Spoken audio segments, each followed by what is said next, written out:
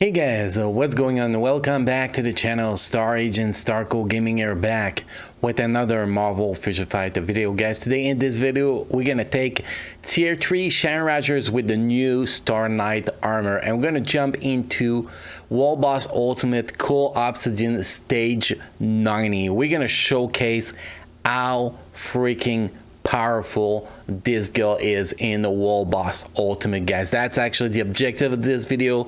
Before, obviously, I'm gonna go through my build so you guys can see what you actually need on your Sharon to actually make that happen. And then we're gonna go in the gameplay, obviously. But before we get into all that, guys, don't forget to subscribe to the channel. Make sure to enable the bell next to the subscribe button to get notified when we post a new video or go live with a live stream. We stream every Friday and Saturday night, 7 p.m. Pacific time, and we do have crystal giveaway in every single stream. Also, guys, if you want to play Marvel Future Fight on PC, make sure to check the description down below and click on the link next to play Marvel Future Fight on PC. So first thing you can see here, you can see my Sharon is rank 1424. That means there is plenty of Sharon that are way better build than mine, obviously. So you don't actually need one of the top build on Sharon to actually make that happen. You just need to, to get a cap on a few stats, have decent energy attack on cards, and then boom, boom, chicka, boom, boom, wow. Well, you need the strikers too, obviously. That's very important. If you don't have Weapon X, that's not gonna happen. Let's just make that clear, guys. If you do not have Weapon X, you cannot achieve that. Unless you use a Trinity team, but the Trinity team doesn't really work against Cull Obsidian, to be totally honest here. So if we look here at the build here, we have max cooldown, max ignore defense. Everybody is able to do that. Max critical damage. Everybody is able to do that with a CTP of energy. 43%, well, 43.99% critical rate. Anybody is able to get that much critical rate on a character with uniform. It's very easy. So just those 4 stats, you can see pretty much anybody is able to get those stats there. Now the other 2 stats are the one that people might actually have more difficulty to get there. We have attack speed, 127%, well, 127.70%. You want to get as much attack speed as you can on Sharon, obviously. And then you have the energy attack, 52,000 energy attack. That's actually with Nick Fury lead, by the way. Also, this character has leadership ability, which means you can actually tag White Fox with her, and you do need Nick Fury at tier 2 and White Fox at tier 2 to actually make this dream possible, by the way, guys. So those are the stats we're running with. Euro, as you can see, we have no Odin Blessing. So obviously, if you don't have the energy attack that I have, you can actually compensate by putting Odin Blessing. You can see here I put HP Euro that helped the accumulation damage from the 3rd skill, but you could definitely put Odin Blessing with energy attack and critical rate, or energy attack critical damage, or whatever. Energy attack with cooldown, with ignore defense, whatever tickle you pickle, you can actually put that there and increase your stats as much as possible. That's all that matters here. Personally, I do not need anything there because you get the critical rate you need from our 5th skill, if I'm not mistaken. So it's really about maximizing, for me in my build, maximizing the actual HP for the accumulation damage on the 3rd skill. Definitely, you can see we got 2 attack speed here and 2 small critical damage there, pretty much, and that is all that we actually need on Sharon to make her good. If we look at the ESO set, we have a set bonus stage 11 effect of Hawkeyes, which is actually not the best ESO set for her. Definitely power of Angry Hulk will be much better to get that attack speed up, obviously. So the stats we get from this ESO set is all attack critical rate, critical damage 8.5%, dodge cooldown 8.1%, activation rate 12% chance when attacking, plus 35% increase of all attack for 20 seconds with a cooldown time of the 55 seconds. And obviously, if you get that is your offensive ESO set to fully awaken, instead of getting 35% increased attack as a proc, you're gonna get 40%, which is pretty nice. And why is Power Off and Grok is better is because you're gonna be using one less, I think it's the HP Euro that disappear with Power Off and Grok, if I'm not mistaken, and it's replaced by a chaotic Euro, ESO, not Euro guys, ESO, sorry, and that gives you extra attack pretty much, which is actually a little boost. It's not a big boost, maybe a 1-2% boost, but it's still definitely worth it. If we look at the custom gear here, we have CTP of energy, 40% ignore dodge, 43.8% critical damage. We have 30% chain of damage, 200% damage proc. You know, a regular CTP of energy. Well, the ignore dodge and critical damage is quite high, but for the rest, you see the points. You want your 30% chain of damage and 200% damage proc, and you are in business. Uniform is mythical, obviously. She's actually quite easy to do to get to mythical. I did it manually. I did not use any ticket.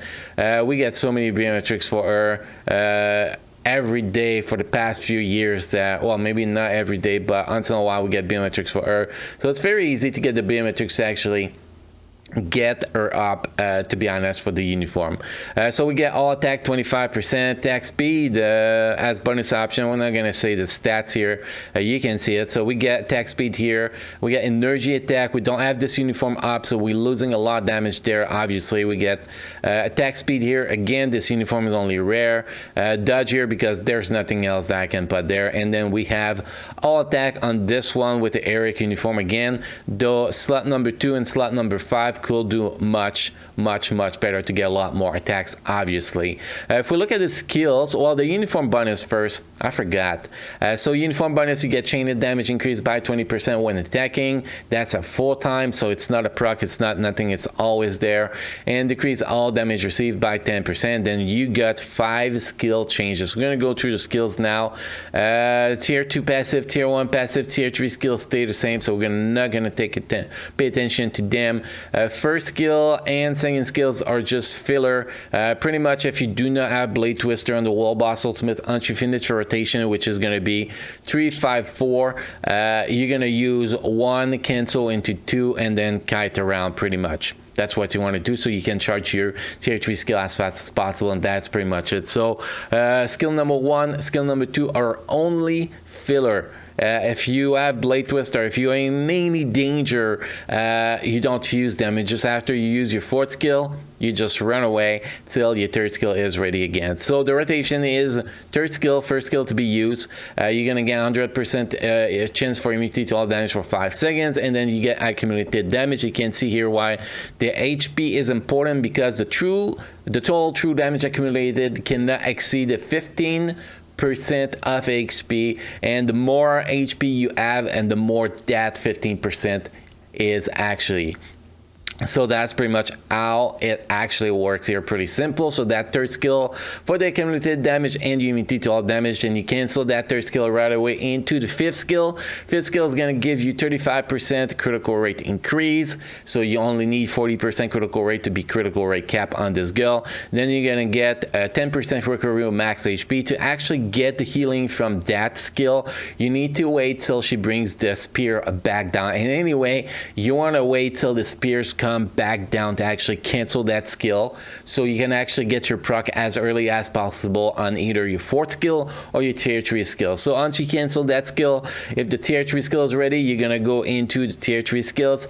If your 4th skill is ready, you're gonna go into your 4th skill. Pretty much, it's that simple. Now if you have the purple button available, guys, you want to save it for right before you use your tier 3 skill. So pretty much when your purple button is available, what you will do as a rotation will be 3, cancel 5, cancel tier 3, and you cancel the 5th skill a little bit early than usual, like right away. Press the 5th skill and cancel right away into the purple skill, then cancel right away into the tier 3 skills, and you're gonna get maximum amount of damage from your striker, which is pretty optimal, guys. So next we're gonna go through the strikers we're gonna use, guys, because obviously the strikers are gonna be a massive part of Wall Boss Ultimate Cull 90, obviously. So first we're gonna set the team. This is the team like we talked about. Then if we set the strikers, first position, you want to put this striker here. Second position, I'm going with Negasonic. Third position, I'm going with this one.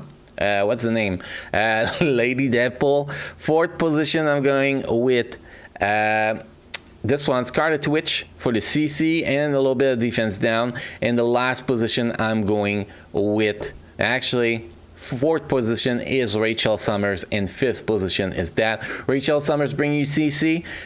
Scarlet Witch is pretty much just there for RCC, but sometimes defense down can help. But anyway, the only defense down actually really helped that much here is the Weapon X. The other ones just help you get a little bit more damage, but the Weapon X defense down is actually the one you actually need the most. If you do not have a 6 stars Weapon X actually put in there, guys, you will not be able to achieve stage 90. Anyway, guys, enough talking here. Next, we're gonna jump into the gameplay, which was pre-recorded because sometimes it can take a few tries to actually get a good run with Sharon Rogers. But anyway, the gameplay was pre-recorded, so you guys can actually see her in action. You won't see my pretty face, sadly for you guys, but you will see amazing Sharon Rogers achieving the impossible, in my opinion. So guys, again, don't forget to subscribe to the channel. Make sure to drop a like on this video if you want to show your support to the channel.